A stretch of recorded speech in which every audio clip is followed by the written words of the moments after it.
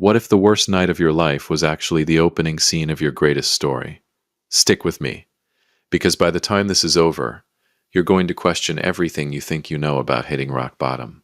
Welcome back to Dad's True Revenge. Grab your snacks, get comfortable, and remember, the people in these stories had every chance to behave themselves. They just chose wrong.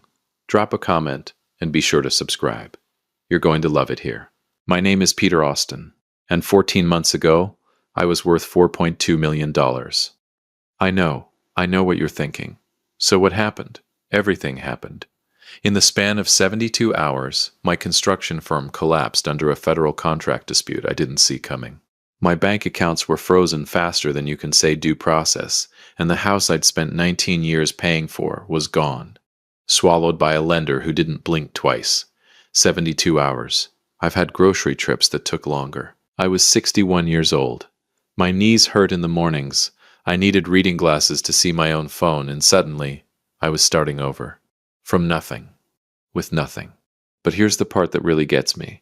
Here's the part I still wake up at 3 a.m. thinking about. It wasn't the money. It was my son. His name is Daniel. Danny, I used to call him, back when he still let me. He's 34 now, lives in a nice colonial house in Naperville with his wife Rebecca and their 2 kids. I helped with the down payment on that house. Not bragging, just setting the scene. So when the walls came down, I drove to Naperville, 2 hours with everything I owned crammed into the back seat of a 2019 Buick. When I knocked on that door, I wasn't asking for a mansion. I wasn't asking for a handout. I just needed a couch, maybe a week, enough time to think straight. Daniel opened the door and looked at me the way you look at a car accident.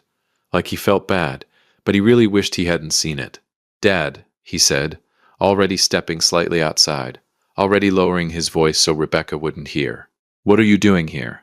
My house is gone, Danny." He winced, actually winced, like the word gone physically pained him. "I know. I heard. I'm really sorry about that, I am. But this isn't a great time. This kid whose Little League registration I paid for 17 years straight. This kid whose college tuition I worked double contracts for. This kid who wore a suit to my company's launch party and told everyone, that his dad built things that lasted. Danny," I said slowly, "it's Tuesday. Rebecca she's not really comfortable with. I'm your father." The silence that followed was the loudest thing I've ever heard in my life. Louder than the phone call from my lawyer. Louder than the bank rep reading me the foreclosure terms. Louder than all of it. He looked down at his shoes. "I know," he said. "I'm sorry, Dad." And he closed the door. "Now, I need you to stay with me right here. Because this is the moment. This is the moment that changes everything. And not in the way you'd expect." I walked back to my car. I sat down, I looked at the steering wheel for a long time. And then, I laughed. Not a happy laugh. Not the healthy kind. I laughed the way a man laughs when the universe has made it absolutely abundantly clear that it has a sense of humor and he does not. I reclined my seat, pulled my jacket over my chest like a blanket, and I slept in that car in front of a house I helped buy, in a neighborhood I helped my son get into. You cannot write this stuff. The seats in a 2019 Buick, by the way, are not built for sleeping. I'm just putting that out there. Whoever designed those headrests had clearly never lost everything. There's a product feedback form somewhere that really needed my input. I woke up the next morning to a knocking on my window. My first thought was, cop. My second thought was, great. Now I'm getting a vagrancy citation in my own son's neighborhood.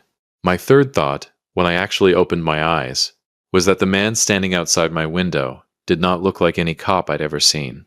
He was somewhere in his 60s, dressed in a charcoal suit at 7 in the morning, shoes so polished I could probably see my own disappointed face in them. He had the posture of a man who had never once in his life stood in line. He knocked again, 3 precise, unhurried knocks, and waited. I rolled down the window. "Mr. Austin?" he said. I blinked. "Yeah?" "My name is Gerald. I am the personal assistant to Mr. Raymond Holt." He paused, letting the name land. When it didn't, because I had no idea who Raymond Holt was, he continued without missing a beat. "Mr. Raymond Holt was," he continued, without missing a beat. "Mr. Raymond Holt. Holt has requested the pleasure of your company at his estate this morning. He is quite specific about the timing." I looked at him, then I looked at myself. Jacket, blanket, creased clothes, hair that had clearly negotiated its own peace deal overnight. I'm sorry, I said. Who sent you? Mr. Raymond Holt, sir. And who is Raymond Holt? Gerald blinked, and I got the distinct impression that this was perhaps the first time in his professional life someone had asked him that question. He is, Gerald paused, as if selecting the right word from a very expensive catalog. A man of considerable consequence. He is also, I'm afraid, dying. He has perhaps 3 weeks, according to his physicians. He is finalizing his will and estate arrangements, and he has asked, very specifically, to speak with you before the documents are signed. The morning air was cold. Somewhere down the street a sprinkler system kicked on. I could hear birds, normal Tuesday morning sounds. Nothing about this was a normal Tuesday morning. Gerald, I said carefully, I'm going to be real with you. I just slept in my car. I have no money, no house, no business, and my son just turned me away last night. I don't know a Raymond Holt. I have no idea why a dying billionaire wants to see me, and I look absolutely terrible. Gerald looked at me steadily. Yes, sir. Mr. Holt was informed of your current circumstances, he said, and I quote. Gerald reached into his breast pocket and produced a small, cream-colored card. He read from it without expression. Tell Peter Austin that what he's been through doesn't disqualify him. It's precisely why I want to see him. I read the card myself. Then I read it again. He knows what I've been through. Mr. Holt, Gerald said, folding the card neatly back into his pocket, knows quite a bit about you, sir. And right there, is when the hairs on the back of my neck stood up. Not from cold, not from surprise, from something older than both of those things. Instinct.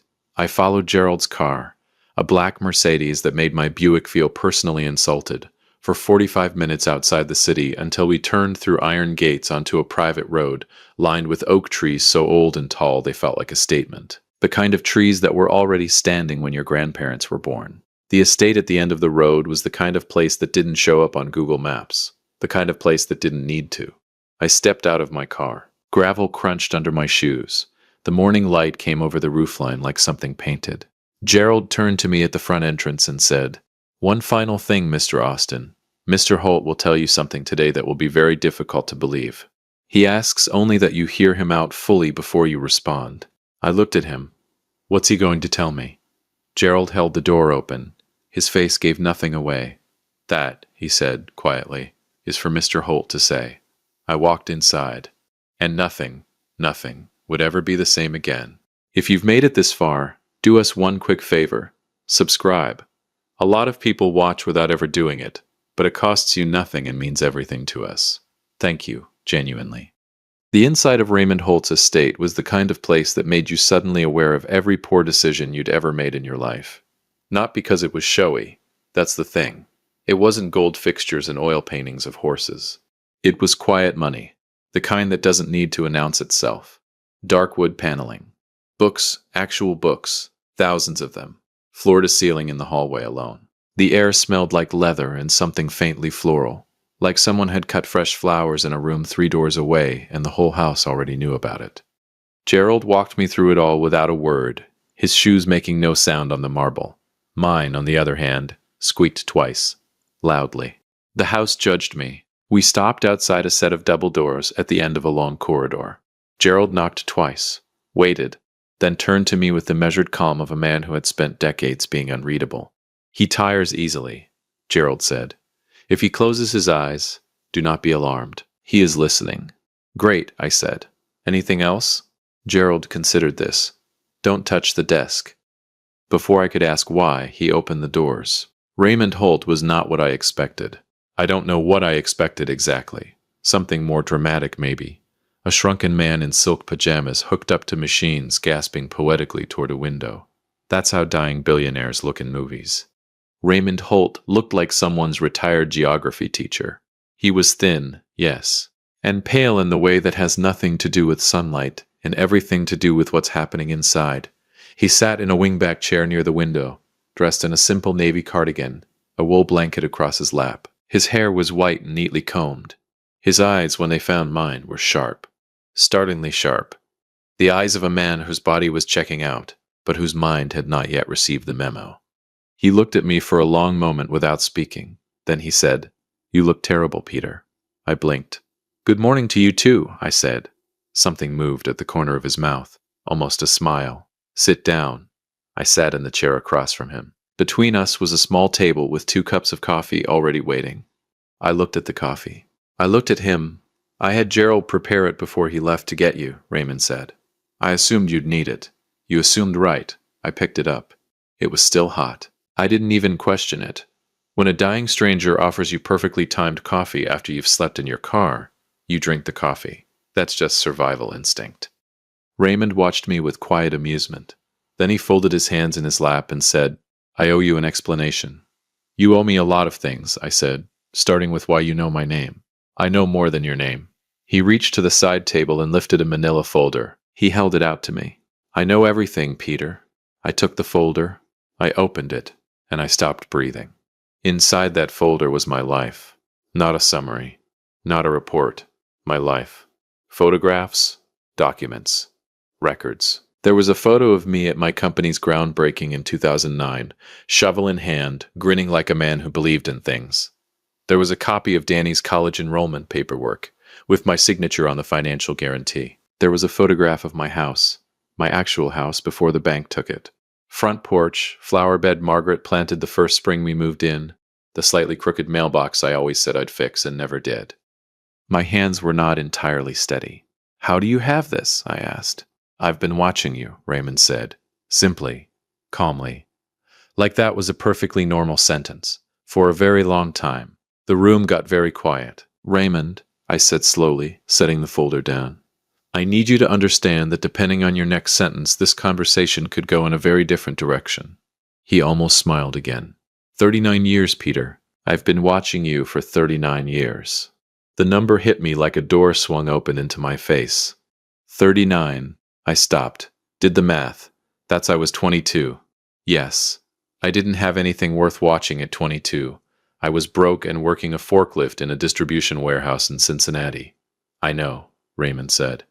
That's where I first saw you. He leaned back. His eyes went to the window briefly, like a man watching a film reel only he could see. It was February, he said. I was 38. I'd just closed the acquisition that made me my first $100 million. I was driving back from dinner. Too fast, too confident, probably too much whiskey if I'm being honest with myself. He paused. My car went off the road on Route 32, into a ditch, in the middle of the night, in the middle of winter. I stared at him. There was no one around, he continued. I had a head injury. I couldn't find my phone. The car wouldn't start. The temperature was dropping. He looked back at me, and then a truck pulled over. Something stirred at the edges of my memory. Old, vague, like trying to remember a dream from last week. You got out, Raymond said. You didn't know me. You had no reason to stop. You pulled me out of that car, put me in your truck, drove 40 minutes to the nearest hospital, sat in the waiting room until a doctor came out, and then, he paused, you left. Before I could even get your name, the room was absolutely silent. And then, slowly, like a photograph developing, I remembered. A dark road, a car half buried in a ditch, a man who could barely stand. I remembered the cold. I remembered the waiting room chairs, orange plastic. I remembered thinking I'd be late for my shift and calculating whether my supervisor was going to be reasonable about it. That was you, I whispered. That was me. I sat back in my chair. I never thought about that again. I was late for work, my supervisor docked my pay, and I thought the whole thing was just a bad Tuesday. For you, perhaps, Raymond said quietly. For me, it was the night I decided the rest of my life needed to mean something. Now, I know what you're thinking. You're thinking, sweet story, Peter. Billionaire grateful to the man who saved his life. He leaves you the money. You live happily ever after, roll credits. Hold on. We are nowhere near the end of this. So you watched me for 39 years out of gratitude, I said. I appreciate that, truly. But Raymond, my business didn't just fail. Federal contract disputes don't come out of nowhere. Banks don't freeze accounts overnight without pressure from somewhere. I leaned forward. What happened to me wasn't bad luck, was it? Raymond held my gaze. He didn't look away, and he didn't answer immediately, which I have learned in 61 years of living, is itself an answer. No, he finally said. It wasn't. The word landed in the room like something dropped from a great height. Raymond, there are 12 men, he said, myself included, though I am no longer active. 11 others, powerful men, Men who move things from behind the arrangement of other things. We have been running something for 30 years. A study, you might call it. A selection process. He closed his eyes briefly.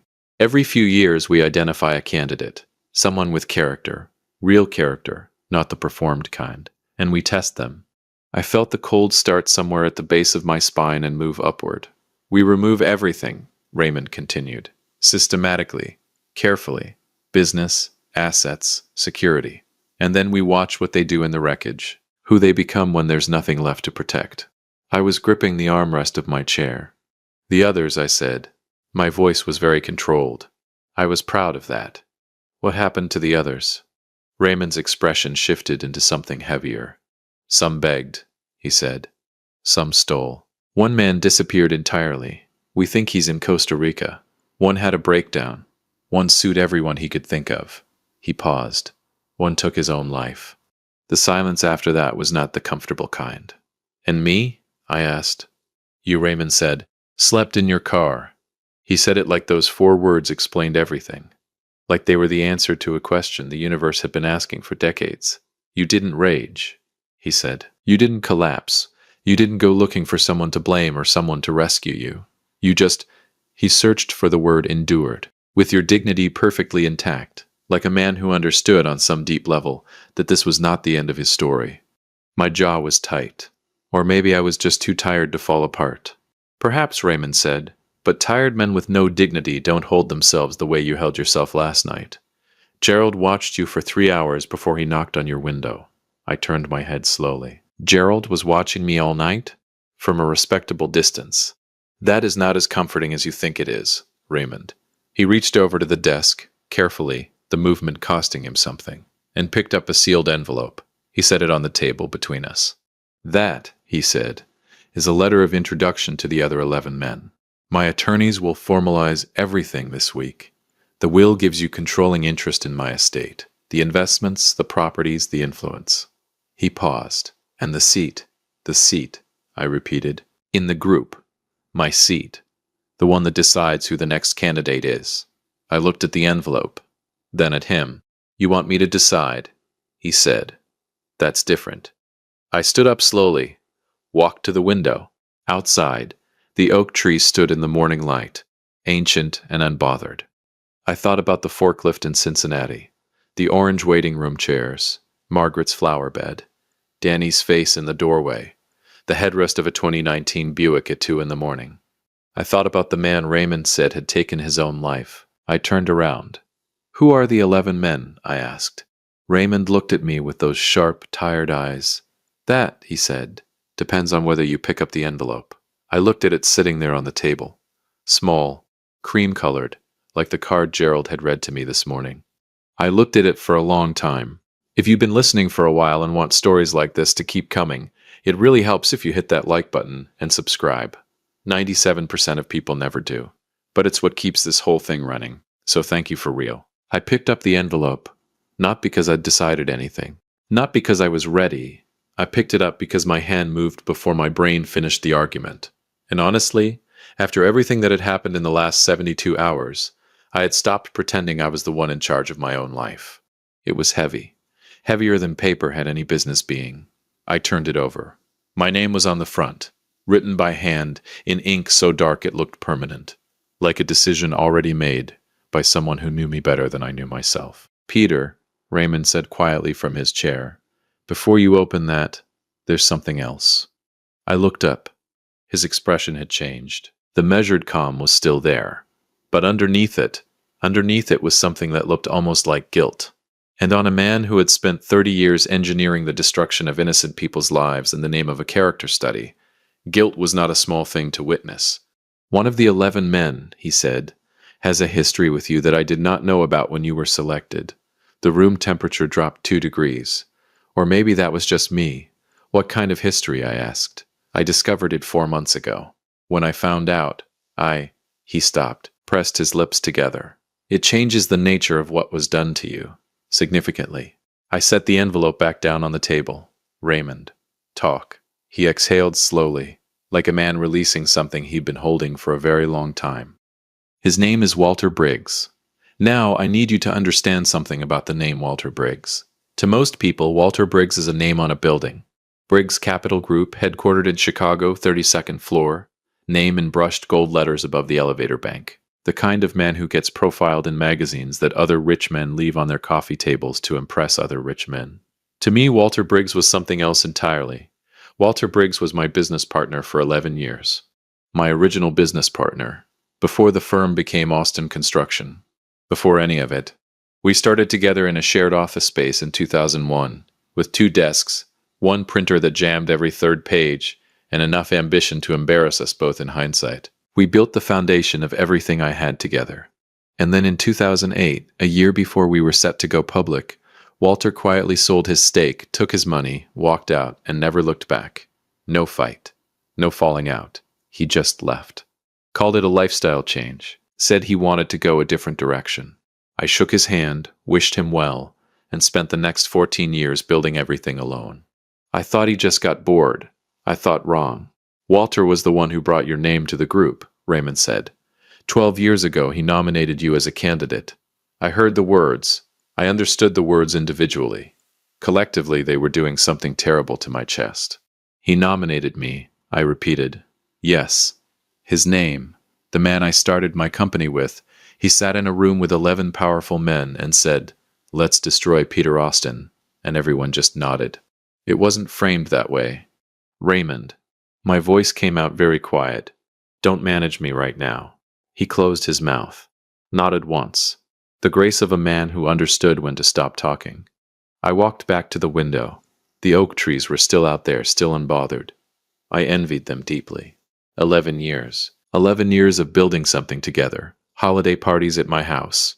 Walter at Danny's christening, holding him like the man knew what he was doing. Margaret making her pot roast, because Walter always said nobody cooked like Margaret. 11 years of phone calls and handshakes and the specific trust that only exists between 2 people who build something from nothing together. And the whole time, there was something in him that looked at me and thought, I wonder how much this man can take. I pressed 2 fingers against the bridge of my nose and breathed. Why? I finally asked. Did he tell you why? Raymond was quiet for a moment. Walter told the group you were the most genuinely decent man he'd ever known, Raymond said.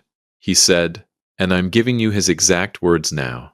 He said if anyone can survive it and come out clean on the other side, it's Peter. He said it like a compliment. I laughed. I couldn't help it. That specific unhinged what is happening laugh that I'd laughed in my car. Outside Danny's house, it came out of me like something escaping. A compliment, I said. He destroyed my life as a compliment. I'm not defending it. Good. Because there is no defense for it. I came back to my chair. I sat down. I picked up the coffee. Cold now, but I drank it anyway because I needed something to do with my hands. And I thought, not about the money. Not about the estate or the will or the 11 men or the seat at the table. I thought about the man in the Costa Rica. I thought about the one who'd had the breakdown. I thought about the one who had taken his own life. I thought about all these men who had stood at the edge of their own wreckage and looked down and made a decision about who they were going to be from that point forward. And then I thought about Walter Briggs on the 32nd floor of a glass building with his name in gold above the elevator. And I thought about the envelope. Raymond, I said. What exactly does the seat give me? Access, he said, to the group's collective resources. Their network, their influence. These are men who move inside the walls of things. Government contracts, financial institutions, media. Combined, they have more quiet power than most people would believe. The person I'd be choosing to test, that decision would be entirely yours. The group doesn't override the nominating member. I nodded slowly. So theoretically, I said, I could nominate anyone. Raymond looked at me carefully. Anyone. And the group would move against that person. Systematically. The way they moved against me. Yes. I let the silence sit there for a moment, nice and comfortable, while Raymond watched me with those sharp eyes and probably the first genuine uncertainty he'd felt in 30 years. I want to meet them, I said. All 11 in person, before I sign anything or agree to anything. That can be arranged. And I want Walter Briggs in that room. Raymond held my gaze. Peter, I'm not going to do anything dramatic, Raymond. I'm 61 years old and my knees hurt. I'm not going to flip a table. I paused. I just need to look him in the eye. Can you give me that? A long moment passed, Then Raymond nodded. 3 days later, I walked into a private dining room on the 44th floor of a building in downtown Chicago that doesn't appear on any commercial directory. Floor-to-ceiling windows. City laid out below like a map of everything that was possible if you knew the right people. 11 men stood when I entered. They were older, mostly, well-dressed in the quiet way that Raymond had been well-dressed. The kind of men who looked like the background of important photographs. They looked at me with a mixture of things: curiosity, assessment, something that might have been respect. And at the far end of the table, hands clasped in front of him, not quite meeting my eyes, Walter Briggs. He'd aged. We both had. His hair was silver now, cut close. He was heavier through the shoulders, successful in the way that settles into a man's posture when he's had enough years of being right about things. I walked the length of the table. Slowly, nobody spoke. The city glittered 44 floors below us, and nobody said a word. I stopped in front of him. He looked up, and for a moment, just a moment, I saw it. Behind all the polish, and the silver hair, and the tailored jacket, I saw the man who'd sat across from me at a desk with a jamming printer in 2001. I saw the man who'd held my son on the day he was born. I saw someone who had done something unforgivable and had been living inside that fact for 12 years. "Walter," I said. "Peter." His voice was steady, but his jaw was tight. "I owe you. You owe me everything," I said. "We both know that, so I'm only going to say this once, and I need you to hear every single word." He nodded. I reached into my jacket and pulled out the cream-colored envelope. I set it on the table in front of him. "I'm not going to do this to someone else," I said. "I'm not going to sit in a room and choose a person, a real person with a life and a family and a house they love, and decide that they're strong enough to survive being destroyed. I don't care how noble the reason is. I don't care about the legacy of it or the selection process or what it supposedly produces." I looked at all of them, slowly, one by one. You don't get to decide what breaks a person. You don't get to make that call. The room was absolutely still. "The man who took his own life," I said. "What was his name?" A pause. Then one of the men near the window said quietly, "Marcus. Marcus Del Rey." "Did he have kids?" Silence. "Did he have kids?" "2 daughters," the man said. I nodded. "Then this ends," I said. "Not just for me. This group, this process, this whatever you call it. It ends. That's my condition for accepting Raymond's estate. You dissolve the selection process, permanently. And you take the resources, all that collective power and influence you've spent 30 years building, and you redirect it. There are men and women in this country who are losing everything right now through no fault of their own. Real people, not candidates, not subjects." I straightened my jacket. "You want to find out what people are made of? Fund them. Back them. Watch what they build when someone actually believes in them. That'll tell you more about character than destruction ever will." Nobody moved. Then Walter Briggs, slowly, like a man making a decision he should have made a long time ago, pulled out his chair and sat down. He put his head in his hands, and one by one, quietly, the others sat down too. I took Raymond's seat. Not to run the selection process. There was no more selection process. I took it because 11 powerful men had just agreed. Some willingly, some because they recognized they had no real alternative, to become something different. And somebody needed to hold them to that. Somebody who had stood in the wreckage and knew what it cost. Somebody who had slept in a 2019 Buick and woke up to find out it was the beginning and not the end.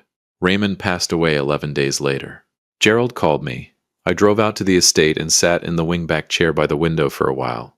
Just the two of us in that room that smelled like leather and flowers 3 doors away. I thought about a dark road in February, a man in a ditch, a kid who stopped because he didn't know not to. I thought about how the smallest moments are always the ones that decide everything. As for Danny, he called me 6 weeks after that morning in Naperville. He'd heard, somehow, the way these things travel, that his father's circumstances had changed. "Dad," he said, "I've been thinking about what happened, and I want to—" "Danny," I said, "I love you. You're my son, and that will never change." I paused, "But I need you to sit with what you did for a little while longer before we talk about moving past it. Can you do that?" A long silence. "Yeah," he said. His voice was different, smaller. "Yeah, I can do that." "Good," I said. "I'll call you at Christmas." I hung up. Outside the window of my new office, 32nd floor, different building, no gold letters. I didn't need them. The city moved the way cities always move. Urgent and indifferent, and full of people who were one bad Tuesday away from finding out who they really were. I knew who I was. Took me 61 years, a collapsed business, a foreclosed house, one deeply uncomfortable car seat, and a dying billionaire with a manila folder full of my life. But I knew.